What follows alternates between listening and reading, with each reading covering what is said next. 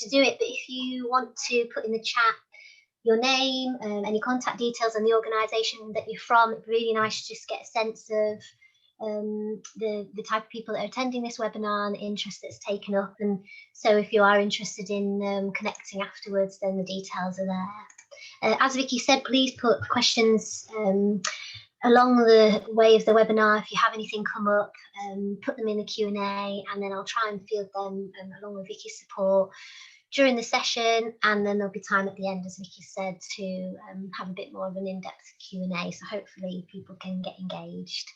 I haven't run anything like this before, so you know, first time, probably also first time for a lot of people as well in terms of attending something like this. I can't see anybody's face and I can't hear you, so just talk to myself, but I hope you enjoy it. And I'm going to take you through a bit of a process around creativity and co-production. But just to start off, so as Vicky said, we're from Ignite Imaginations. We're a charity based in Sheffield, and basically our mission is to celebrate and connect communities in Sheffield through arts and creativity. We aim to ignite everybody's imaginations that we work with and support them with the development of skills, improve their well-being and especially their social connections. We're really keen on bringing people together through community projects and very much about participation. So we don't have an artist that stands at the front of the room and paints and people copy. It's not a lesson type setup. We're very much about working alongside and with our participants and communities to create an artistic response to a subject or an area of concern or a theme that themselves and the partners have wanted to hone in on. We specialise in visual arts and creative writing, events and workshops, and run everything from weekly sessions for families and local libraries to art installations designed by the community. We work with a pool of freelance professional artists, and we coordinate all of our projects alongside our partners locally, working with all ages and backgrounds, and really ultimately try and bring creativity to those that don't really often get the chance. And that might be because of their personal or economic circumstance, for example, and or the area that they are residing in, generally around Sheffield. So we've been working with Age Better now for 6 years. We've worked on about 3 contracts, but mainly on Startup, which has been a project supporting people over 50 to run their own projects in their own communities. So everything from gardening clubs to craft sessions. We've used our skills in project coordination and developing an idea from those very first beginnings to actually making something happen in reality in communities. And then also Sparks, which has been very much about supporting, again, people over 50 to engage culturally in their communities. So we've put on a variety of activities throughout this whole, I think it's been about 2.5 years of that contract, to bring people together and create more opportunities for social engagement. Throughout both of these projects, and I'd say everything that we do, we co-produce. And so I thought maybe I'd start off with a definition of co-production and then move into talking about some of the research behind co-production and the benefits of it. And then we'll go into some examples of maybe less successful co-production and more successful, what we see as a successful example. Then we'll hear from one of our artists, and then we'll have a bit of a summary, some top tips. Just to say, I suppose, also to set my stall out, I'm not an expert in co-production.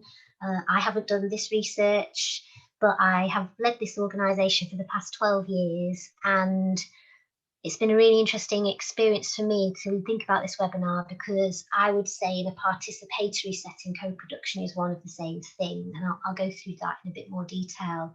So it's really good for me to tease out what I think co-production really is and how we do that creatively. So for a definition of co-production, just to set the tone, I suppose, there's a couple of things here that I picked up on. One was that it's to produce something jointly, and something else I found from a healthcare service actually that had produced a document on this Co-production was defined as the interdependent work of users and professionals to design, create, develop, deliver, assess and improve the relationships and actions that contribute to health of individuals and populations. I thought it was really relevant because it really pulls out the fact that you're working jointly with those participants and users, as they state, through every single process throughout the delivery. So as I said, as a participatory arts organisation, co-production methods are very much at the heart of what we do. We work alongside our communities to produce something together. Our artists are facilitators.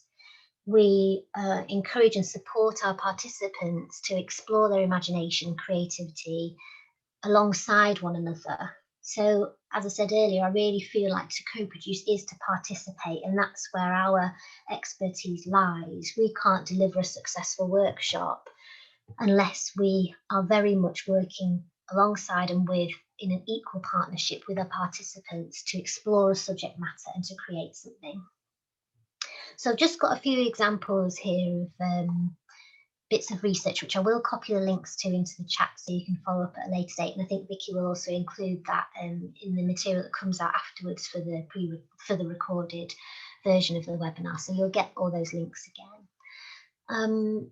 So I suppose also, just before I go into that, I wanted to just look at explaining also that I think with participation, a lot of the world, particularly the arts world, don't often see participation as what it is. And I suppose to explain that in a bit more detail, often people unconsciously are working in an audience and leader type situation. So you are the patient at the doctor's, or you are the audience member at the theatre, and you're having something done to you, even though you maybe are asked questions and you're engaged in some level in driving that forward. You're not at true participation / co-production level. And I think often for us within the arts world, that's really something that I think a lot of organisations aren't participatory, struggle to see or engage with, that there is a whole process there, like I described a minute ago, from the very beginning of that design and creation to that delivery.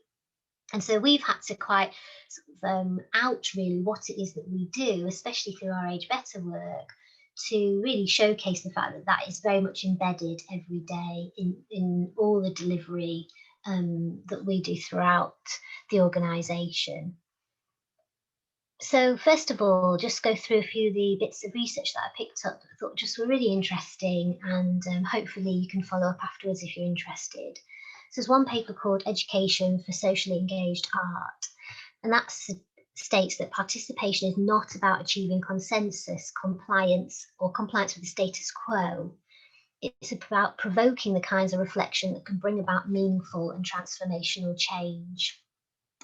I'll copy these links now, actually, as I'm talking to you, so you can see them. She says. There we go. So that's the first one. So there's also some work done by King's College London, and they did a report called Make, Do, Play. And these next few ones actually just highlight the importance really on our well-being and health as to being engaged at that level of participatory and co-production engagement, where you have very much a say in the development of everything that you are engaged with. So King's College London suggested that arts engagement can reduce levels of perceived pain. And the Mental Health Foundation did a report that suggested that increased confidence and self-esteem amongst participants were the perceived benefits of participatory art engagement. Through participatory art, many individuals exceeded their personal expectations about what they could achieve, which enhanced their mental health well-being. As we all know, I suppose, from personal experience, when you feel listened to and that you've gone through a process where somebody has cared, has really engaged you from the beginning, and then you see your thoughts and your suggestions being acted out, how much that does for your confidence and I suppose for your own skills, but also with the facilitators and people around you. So I'll just pop these into in there. That's the King's College one, and then there's the Mental Health Foundation one.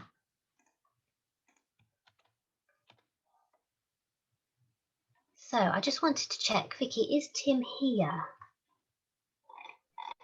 No, he's not. Okay. He's not here as yet. So hopefully will join us at some point this morning. Okay. I'll give you the heads up if he arrives. Fine, thank you. Yeah, so I knew that there might be a situation where Tim might not be able to arrive just for personal circumstance. So we'll forge on as planned, and if we finish a bit earlier, then either if Tim turns up, we can ask him the questions at the end, and/or we can just open the doors a bit earlier for Q&A, if that's all right, everybody. We have got one question that's come in already, which I can just share with you now. So Rachel is asking, do you find participants believe they have equal say and power in co-production, or does it take time for people to trust in that? Yes, and that's something that Amy will actually talk about, which is one of our artists, and I'll play a film from her that she's pre-recorded. I'd say, and it is included in my top tips actually, it's very much about building that long-term relationship. And I think it can go wrong often if you don't take the time to really engage with the participants and understand their, I suppose, levels of engagement and ability to engage. You might be working with a group that actually them just turning up on the day has been a real achievement for them for whatever their personal circumstances are. And so you have to be very careful and mindful about the relationship that you're creating in the first place to then open the doors to truly co-produce. And I will talk about this a bit later on, but I think you have to also reflect upon yourself and decide whether you actually do want to co-produce. Do you want to hear what people are going to say? Because there could be a variety of things they say, and then will they be enacted on? And if really your service or your delivery doesn't allow for that, then you have to be very careful about where you're opening the door for people to engage and input into the delivery. Okay, so shall I move on? Was there anything else, Vicky, at this stage? Nothing just now. Great, thanks everybody. Okay, so this was the point at which I would bring Tim in. So I'll also bring in some examples of my own. So I'm sorry, it's a lot of my voice at this stage. So we all know there's examples of tedious or tick boxy consultation, which I would suggest is not co-production. We originally started thinking, you know, what is boring co-production? But I really don't believe that you can truly co-produce without being creative in your thinking.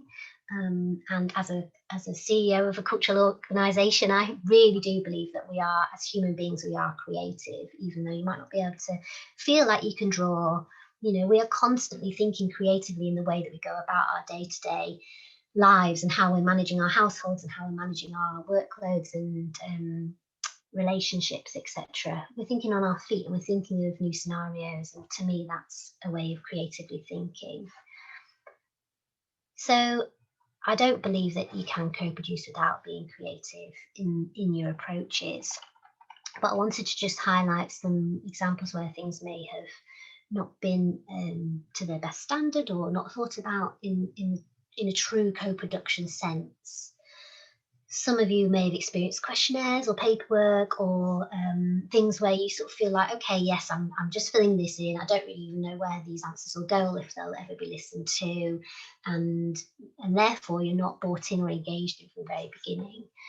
I'll give you an example of personal experience where I think co-production, from my own experience, wasn't thought about enough. And I do talk about this actually in the podcast, which Vicky will share after this webinar. So I was delivering a workshop with some young women from Romani community and Pakistani community, and the idea was to bring these two groups of women together to socialise and to connect, because there was real issues in the community with those two communities. And so we were doing lots of drama activities. It was quite physical, and the idea was for them to get engaged with one another and get used to one another in the same space. They were all enthusiastic about the activities, but what I hadn't considered was how they would be actually physically touching one another. And they were fine to touch the girls in their own group, but they weren't fine to touch the girls in the other group, you know, just holding hands, for example, you know, doing those sorts of activities where you're all in a knot and all your arms are crossed over and you've got to try and get out of the knot. And really that was a failure on my part from not sitting down from the beginning, and A, I think getting to know the girls as best that I could, and B, those sorts of activities are seen as icebreakers in a lot of creative settings, and probably it needed to come right at the end and being more of a showcase of how far we'd come, because I had assumed that holding somebody's hand would be fine. And so therefore the relationships really and the trust broke down quite quickly. So there's something there about making sure that you really understand where your participants are coming from, where the boundaries might be culturally or personally, and working from that point up to a point that you would see as a mark of success. I hadn't plotted for myself what I thought would be, you know, the kind of basic minimum of their engagement to what I would say was an absolute showcase, which would have been them holding hands. I think a lot of the barriers for being able to truly co-produce, is often things like that. From that example, the space that you're creating, where are you? Is it a comfortable space? Can people even hear one another? Is it some other a space where people go to often, and so they feel like they can sit down and relax? You know, most of the time you're going to be a stranger in the beginning, and so how can you create that ambience that allows people to relax and speak up? Do you have the time and the capacity, like I said earlier, to actually have those conversations before you do anything in the out store? You know, you have that cup of tea. How have you been? Where have you been today? Get to know the people. Is the person that's leading the session actually a facilitator? Do they want to facilitate that engagement? Do they have the skills to facilitate rather than just lead? And as I said earlier, do they actually want to hear what people have got to say, be able to act upon it and learn from one another? And I think that's absolutely key. Because if sometimes you really sit down and look at what your delivery is, there may not be space, which is fine, for there to be true co-production. What you don't want to happen is for people to feel disengaged and disempowered because you've set the stall out and then you can't act upon it. If there isn't the space or the want or the will, then it's really important to be honest, for people to know and for you to know, I suppose, exactly how much you can co-produce and where that co-production can go or not.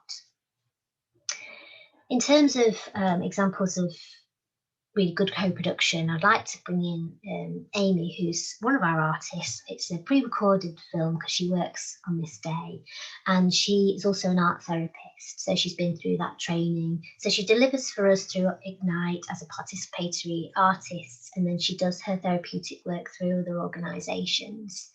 And she's just got some really nice reflections here about how she's gone about co-production, with one of our projects. So I'm just going to get that up and I'll share my screen. It's for 5 minutes. Just bear with me.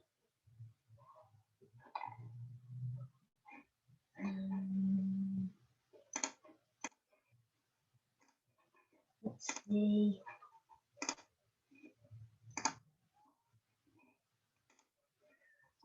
There we go. Sorry, it's all a little bit new to me. Okay. So here's Amy. Hi, my name's Amy and I'm an art therapist and an artist with Ignite Imaginations. So in terms of talking about co-production today, I would like to talk about work that I did with the Dulham Housing through Ignite around the idea of home. When I begin any group, I find that it is important to have structure which provides safe boundaries to explore within. And then within the structure, the boundaries can then become limitless. It is so important that the participants have autonomy and ownership over their work, because we never know what journey has led them to this place, and it's something that we can never take for granted. Another thing I find that sometimes I might even take for granted without realising is the impact of using certain objects or materials. You don't always know what the participants are thinking and the courage it takes for them to pick up and use something. They might have spent half an hour slowly building up the courage to do it, and equally you may not know that doing that was an absolute triumph that may have happened silently in the room. In co-production, in recognising and respecting someone's space and their voice lies empowerment. And if that empowerment can be available and drawn upon, and these may become lifelong tools that people can take away with them. I once had a difficult situation with a member of the group who had built up the courage to use a glue gun, and I advised she use PVA as it was stronger once it dried. She came back and said she was going to use the glue gun. At that point, I should have stopped, but I gave another reason why the PVA might be better. This was too much for her, and she shouted at me and left the room crying. I followed her out of the room, and we spent time together as she cried. She told me it had taken her time to build up the courage to use the glue gun, and now she had prepared herself, she wanted to use it. We talked it through, and I said that I was sorry I had not heard her the first time. We went back into the room, and together she used the glue gun. She went on to make a very important piece of work, which she said at the end of the project had changed her life. This particular woman had suffered such tremendous amounts of loss, much like all of the other participants, that over the 2.5 months, with the help and support of a very strong and supportive group dynamic, she was able to share this within the group and within her art. She had a diagnosis of schizophrenia. Her psychotic episodes were so bad she was deemed unsafe, and her children were taken away from her. The group became everything to her. She was finally able to begin the process of healing through her work, and we, the group, all watched this and stood by her in the process. Using the creative brain opens up neurological pathways that help us to problem solve and find solutions. Everyone in the group was going through their own transformations, building on their own solutions and finding them. One man had a serious brain injury from having his head literally kicked in by a group of young men. His brain damage was so severe he struggled to speak and process what people were saying to him. He told me one week that he had planned not to come back the next week because he didn't think he had any ideas and he couldn't do it. In the sessions, I would try to help him to think about how he might see his house, challenging the ways he views home. This was too much for him to comprehend, and any questions I asked felt like I was confusing him even more, which only fed into his belief that he couldn't do it. Finally, I said, "Can you write about your life?" And he did. And once he'd been able to find his voice, he found his way within the artwork too. A big golden ball sat on top of a fortress-like structure that symbolised him and his idea of home. I realised that the fortress-like structure might be his body, and the big golden ball, his head that had been so cruelly broken. The golden ball to me was a perfect symbol of his precious brain. The structure had windows that we could look through and read about the story of his life. From week to week, as the group went on, the transformation that I saw in him was incredible. The art literally transformed his brain. We went from speaking slowly and in very short sentences to laughing and joking, picking up conversations going on around the room. At the end, every single participant had been on a journey and were deeply and emotionally changed, including myself. I believe that if I had taken over in any way or steered the group into doing things that felt out of their control, that their journey would not have been the same. Creativity is a universal language, and it is a tool that opens up and accesses parts of our brain that gives us skills that some people have long forgotten. It teaches us how to play and explore, and it helps us to reimagine and process extremely difficult life circumstances. And within that, we learn to problem solve. Co-production invites a participant into a safe and equal place that is held by us, the artists and facilitators, and is a contained space in which to explore. It is within that exploration that the impossible is made possible, and where we work together to ignite imagination. Thank you. Great, thank you. Any questions, Vicky, before we move on?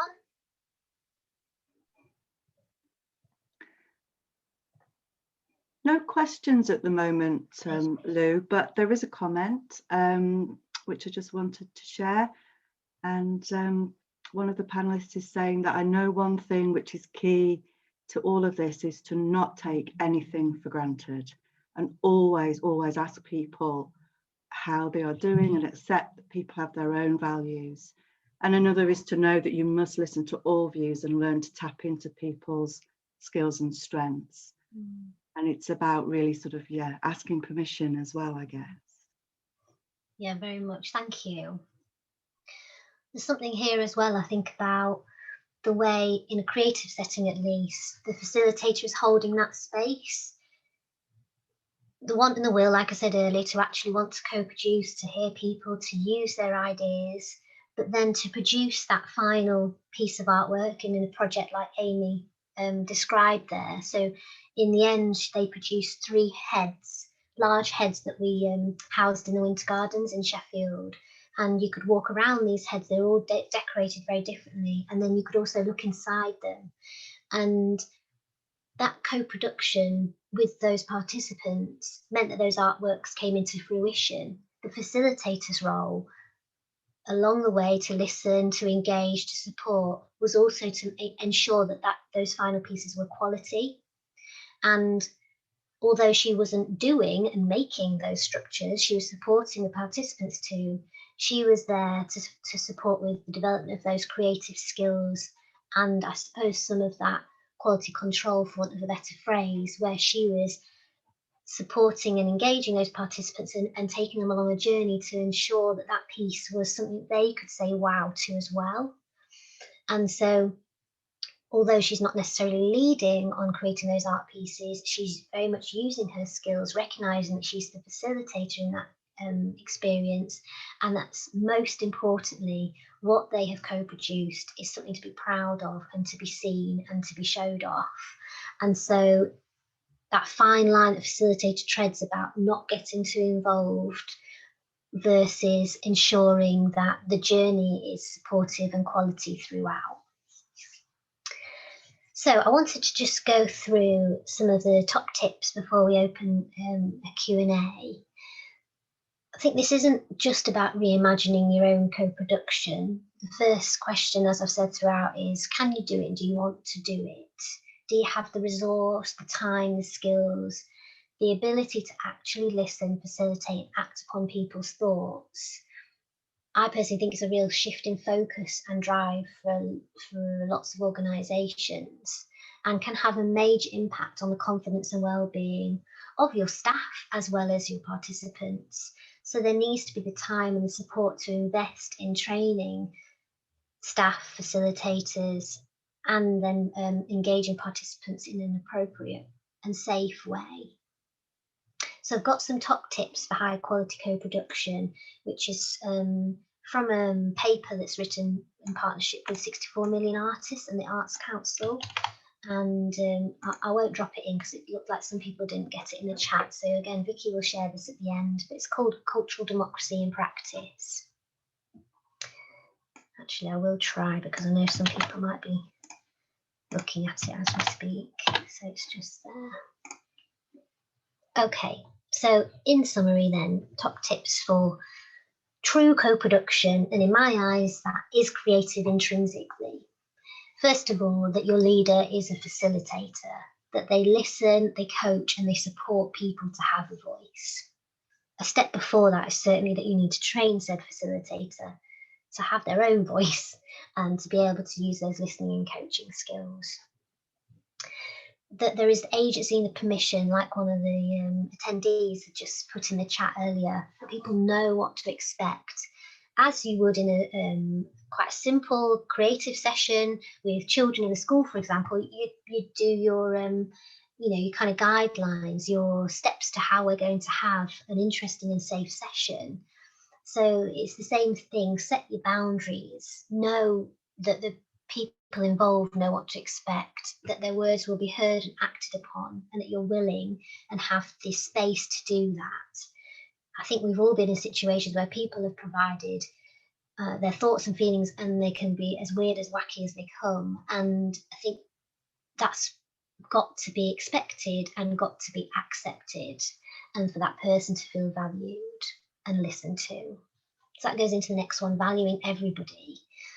Doesn't matter about their experience and where they've come from. There's an absolute equality within those sessions, and that you can manage expectations. So if somebody does come out with something that, oh, we'd love to do this project on a bus that tours around all the communities in Sheffield, like, how you are then managing that person's expectations and their ideas. So it might be that you're guiding that person to, yes, use that fantastic idea, but how could we think about it in a more realistic way? This is the budget, this is the constraints that we have on the project. Keep engaging that person so they feel value throughout, and that the outcomes and the constraints are really clear to them, therefore. As the first description that I said around what co-production was, that there is an active participation from the beginning, middle and end, that the people are involved in every single stage, if you are really able to do so, and you want this project to be absolutely co-produced throughout. You're valuing the process and the product equally. So this goes back to that quality experience. It may be that you come to a point where the programme doesn't exist without the participants, and often I think funders and partners find this very difficult to imagine or engage with. You know, you often have a structure or a thing that you're going to do that then you need participants to support you with and engage with certain elements. But certainly, for example, through our startup project, we couldn't tell Age Better what the groups would be, or how many groups there necessarily would be, and who those people would be we would engage with, because it's very much about what individuals in their communities wanted to do for their communities, and we were there to co-produce and facilitate along the way. So you have to be comfortable with the fact that you might not know what the end product is when you're starting. And finally, for you to facilitate those ideas, try things out, take risks, create that space that we talked about earlier for it to be safe and to use your imagination and very much be creative at every single stage. So in summary, I think for us, especially through Ignite Imaginations and being an arts organisation, it's about the want and the will and the freedom to be able to co-produce. As an arts organisation that has participation at its heart, we can be flexible within our funding applications. We can talk about how the creative process won't lend itself to an end product unless we engage our participants from the very beginning. This may not be the case for lots of services and the way that people go about their work day to day. So maybe it's about speaking to your line manager or your team about how you can work within the constraints of your service. Let's just say, for example, that you are a counselling service. You have a product that you have to deliver on in a certain structure. But are there elements within that there is flexibility where you can bring in, even though it might be a short journey from that beginning to end, where you can bring in your beneficiaries or participants to co-produce certain parts or certain levels of that delivery? And I think if you really looked at what you do deliver within constraints, there are areas that can be flexible and where really a participant's voice should be heard. So I hope that's been interesting. I'm going to just share in the chat some links to our social media and our website. It'd be great if people want to hear more. I'll also include my email address, so please get in touch if you want to take the conversation any further. And you can find out about what we do day to day on all of our socials. And just really would be pleased to have some questions that I can go through and answer if you're interested.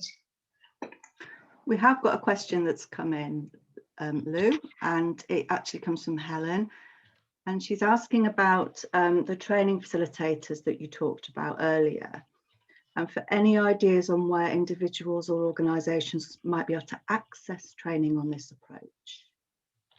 And I was thinking about that myself actually for our artists, because as I was doing this webinar, I thought actually we haven't dedicated that time properly to our artists to actually like I said, this co-production, because it feels so intrinsic to what we do. And so I don't have the answer now, but I will be looking myself, and maybe we might even create something ourselves actually based on our experience to Age Better. So I can always share that with Vicky for you to share with the attendees. I would say that the cultural democracy paper that I shared earlier, that's through Arts Council and 64 Million Artists, is a great resource. It has all those top tips that I mentioned, and it might be that you can use that as a basis for your own training and discussion in-house. I guess it's something that's really very much evolved, hasn't it, over the course of the Age Better in Sheffield programme and the projects that you've been working on. we very much use this sort of test and learn approach, trying things out and just sort of reviewing and checking out if it's working okay, and if it isn't, how can we do things differently. And so it's been very much sort of an evolving process along the way. And I think you're right, and I think it's about a mindset that, like I've said throughout, that you have the want and the will, and you really understand what co-production means. So, you know, maybe formal training actually might not be the right path for some organisations, because it might be better that you have your facilitators and or staff in that room, and you're really outing to one another, well, what is true co-production? How can that look within our own service? And how can we make sure people are listened to and acted upon throughout? There are the core principles, aren't there, that you can kind of follow. You know, the things like making sure that the trust and all of that is built, and everyone has an equal say and an equal voice, and you can kind of follow those key guiding principles and kind of work, like you say, around that, and see what kind of comes out and what that means, what each of those principles mean to that particular group of individuals. Because I know I've done a lot of work with other partners, and I'm really drawn that out, the kind of heart of co-production, what that actually means, rather than just the jargon of the principles themselves. Definitely. And I think, again, if you're in that position as a leader or a manager within your organisation, that creative thinking for me, and the freedom to do that and to empower your staff to do that within a co-production setting, is really important. You know, where are the boundaries and the limits, but how far can we go and how far can we push this? And therefore facilitating and supporting those participants to do the same. Rachel's asking a very key question, actually, and she's asking, how do you normally explain what co-production actually means? Because it is very jargonistic, isn't it? And a lot of the kind of explanations around co-production can be quite academic as well. So it's, how do you actually, what's the most simplest way that you can explain it, or that you explain it in the work that you do? Yeah, it's a really good one. And as I first started working with Age Better, I think, you know, for us to really say that we don't know the outcome because we need the people involved in the first place to co-produce was a really interesting discussion, especially when you have a product that you need to work on, or a session that needs to be delivered. But I'm just going back to that original definition that I pulled out at the start of the webinar, to produce something jointly. I think that's the, you know, that's the absolute nub of it, isn't it? You know, and if you want to produce something jointly, somebody has to be involved from the beginning, middle and end, and their voice has to be heard and acted upon. So for me personally, that's the most simple thing, you know, that at its truest form, that is to produce something jointly. Yeah, absolutely. Thank you. So I've got a question for you. You talked a lot about building trust, and that's been sort of shared in the comments as well, about how important that is. And obviously we heard from Amy in terms of the journey that she was on with her group, and how that kind of started and evolved.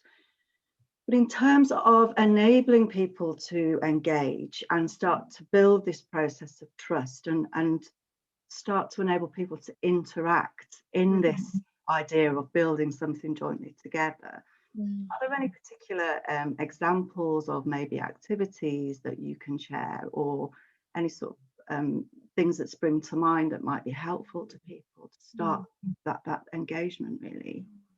To set that scene, you mean, in terms of trust? Yeah. For us, most of our work is partnership working. So we often deliver a session, for example, or a project that will be working with a group that already exists, and we take the time to build up that relationship with the partner initially. And so there's a lot of that background work that's already been done. That group might already be attending a regular session on a Wednesday, for example, and attending for a reason, which might be to connect with one another, or might be because of their health backgrounds. And so the issue then for us is then to bring in a stranger, our artist, into the setup. And I'd say a lot of that is around us building that expectation with the partner, to understand what are the needs and the expectations within that group, are the things that the artist needs to consider with their planning.